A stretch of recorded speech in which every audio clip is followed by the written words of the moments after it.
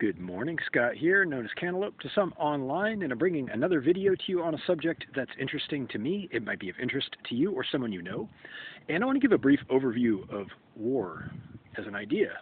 I think there's some opportunity here for people to better understand why war is sometimes productive, why it's necessary. You hear a lot about it. You hear about people protesting war. I think that a lot of people have questions as to why war is ever called for, how it can be productive, and what causes it? What causes war? And I can answer some of these questions, I think, in 10 minutes or less, so I'll give it a shot. Hear me out. Consider, first of all, that war is avoidable, usually, up until a point where communication fails. That's usually the point where it begins. And consider also that there are different kinds of war, not just military war with guns and soldiers and artillery, but also economic war. There's class warfare, there's business warfare called espionage.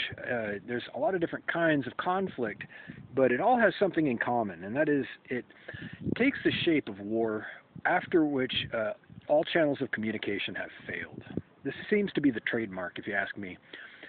That is to say, diplomacy and war are two sides of a coin. When one fails, the other steps in, and vice versa, which is interesting. Diplomacy, therefore, is the cure to war. If you can reestablish channels of communication by way of business or some other opportunities where the parties have a mutual interest to cooperate, suddenly war becomes less profitable. It becomes less attractive and less supportable by the soldiers and the people. So I want to point out that historically speaking, war has actually served an important purpose. And this is something I think a lot of young people aren't told in school, and they just do not understand that as terrible as war can be, as horrific and nightmarish as the actual enactment of war can be, it is productive in the sense that beyond that point of the failure of communication, sometimes war can resolve a dispute. And it's connected, I think, especially in modern times, to democracy, where democracy serves primarily as a defense, a way to prevent war, which, as an aside, it's a bit of a tangent. We abuse democracy, at least in America.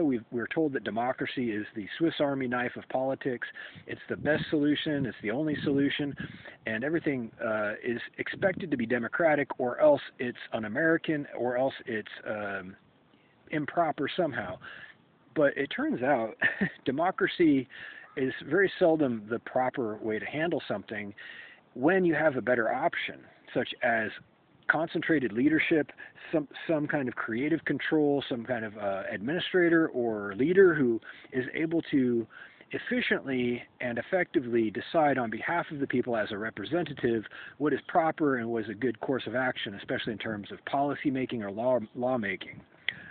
Not every law is arrived at democratically. It's usually, in fact, arrived at by way of an elected representative, some kind of rule maker who was elected, presumably by the people, but not even necessarily. They might have been appointed by an elected representative, which also happens. So, connected to the subject of war is democracy's abuse, where Westerners, Americans that is, people in Western Europe who share the same kinds of systems, are told that democracy is the cure for whatever problems the people have, even when it's not even being used. If we're being honest, and if we're being productive in our reasoning, democracy's main value, if you really look at it, is to step in as a last resort before war. If people are infighting, if they are unable to agree, if debate has failed, if diplomacy and reason has failed, democracy can be used, if it is agreed to by the people, to prevent conflict, to prevent military conflict or other unrest that would upset the balance and the safety of the people. It is very good. Democracy is very, very good at this, but it is not the Swiss Army knife of political solutions that people are told that it is, unfortunately. So back to the subject of war. It's not mysterious. It can be horrific, and in terms of population, and historical thinning of the herd. War has been instrumental in reducing population, obviously, especially large wars that rage on for a long time, such as the World Wars, large American conflicts, the Korean War, the Vietnam conflict. They never actually called it a war. It was always officially a conflict, but it was very much a war. In fact, it drained, the Vietnam War in particular drained America of its population of young men, which was so profound at the time, over the course of about a decade, all told, that the people were, the shape of the culture was transformed. It created a new landscape, a new social and political landscape that had never been seen in this country before. There was a free love movement that was part of the fallout of the Vietnam War. There was a wild rejection of authority and the establishment by an entire generation, multiple generations of young people in response to the depletion of young men killed off in the Vietnam conflict. If you're not familiar with that story, it's a big story. But this is just an example of what can happen when wars are waged. And what again was the purpose of the Vietnam War? I digress a little bit, but if you're familiar with history, it was about economics, if you get down to it. And unfortunately, to this day, many people do not understand what the actual cause was of the U.S.'s involvement in the Vietnam conflict. It turns out it was about economics. Like I said, it was the North Vietnamese resisting the South Vietnamese and U.S. stepping in on behalf of the South. And the North was backed by French communism. It was, at the time, communist-backed North Vietnamese fighting the South for occupation of the country of Vietnam and Cambodia, nearby areas.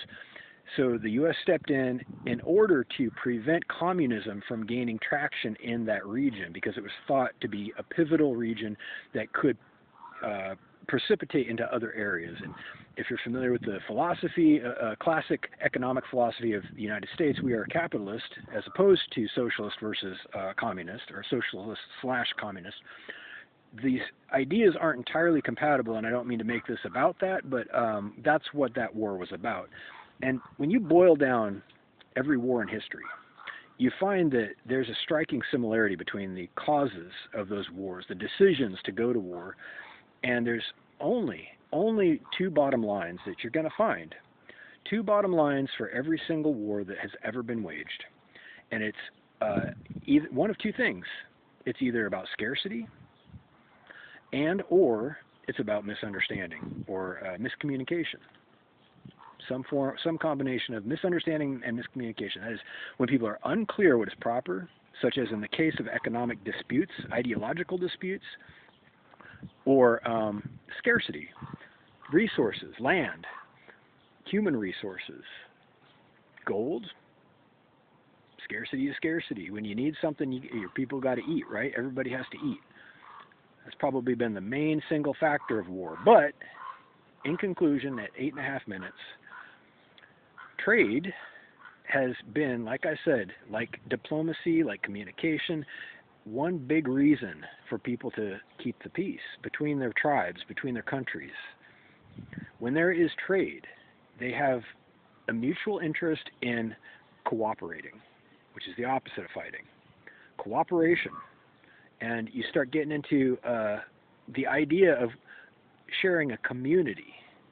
Community. What is the root word? You know what a root word is? It's the basis for a word like community would be commune. Commune is the root word of community. What else shares a root word with community? Communism. Communism.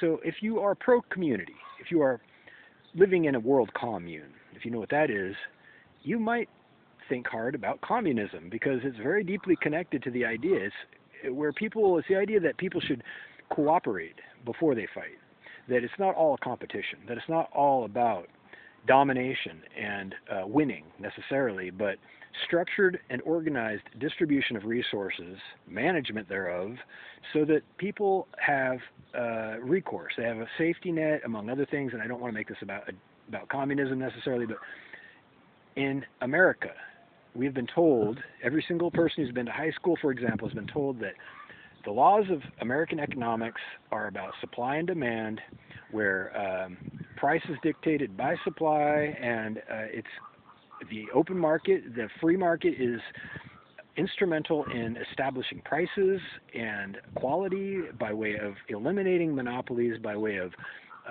fostering healthy competition between businesses. But what's absent from all this is cooperation.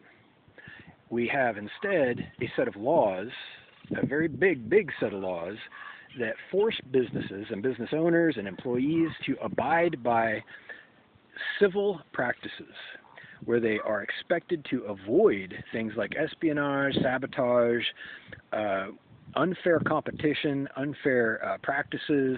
So we tell them that they're adversaries on one hand, and then we say, if you act as adversaries, then we will shut you down, put you in jail, fine you, etc.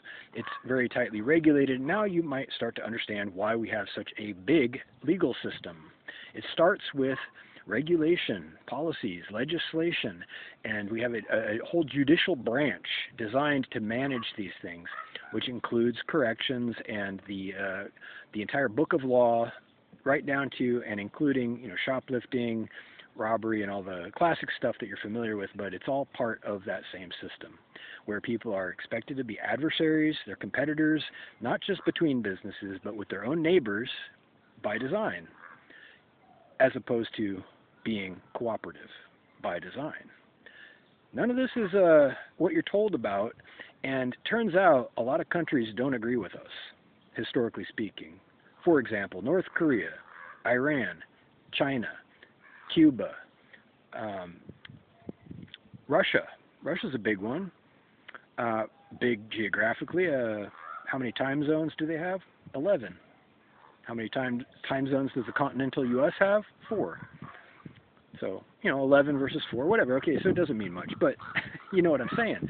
A lot of big countries don't necessarily agree with the way the U.S. has done it, for very good reasons. It's a lot to talk about, but this is the basis for many, many U.S. conflicts. At 12 and a half minutes, the U.S. doesn't tell its people, its own people, why it goes to war anymore. It doesn't. The U.S. feels it does not need to explain things. It uses the convenient excuse of national security to omit its motivations and the actual events themselves, which are called foreign policy. Collectively, all of the U.S.'s activity overseas, that it may or may not constitute a war, but is involves shooting people, so you could look at it that way, is called foreign policy, and it's almost all based on God bless America and no one else, so that we are prosperous and the others will fail, so that we can have our golf courses, so that we can have our luxuries and our absurd embarrassment of prosperity over, say, for example, Africa and countries that, continents and countries that, might fare better if we were cooperative with them. Turns out being cooperative has a cost to it. Going uphill has a cost to it. Doing the right thing has a cost to it. So something to think about while you're, waving your flag around and enjoying your golf course, enjoying your first world problems, such as they are. You might think about who's actually paying those bills, because it's not necessarily Americans, and it never has been. And I'll be the first one, perhaps, to tell you that that's why the rest of the world doesn't look too favorably upon America and Western countries like England, etc., who have a basic policy of raping and robbing the rest of the world so that they themselves may live comfortably. It's something to think about, and it is that simple. That's what war is. Sometimes it can be prevented, sometimes it can't. But if you can establish channels of communication, you can be pretty sure that until those fail, you can prevent war. Peace is at hand. It's just up to what you want, what people want in general. How bad does it have to get? Reach out with questions down below if you like. Thank you.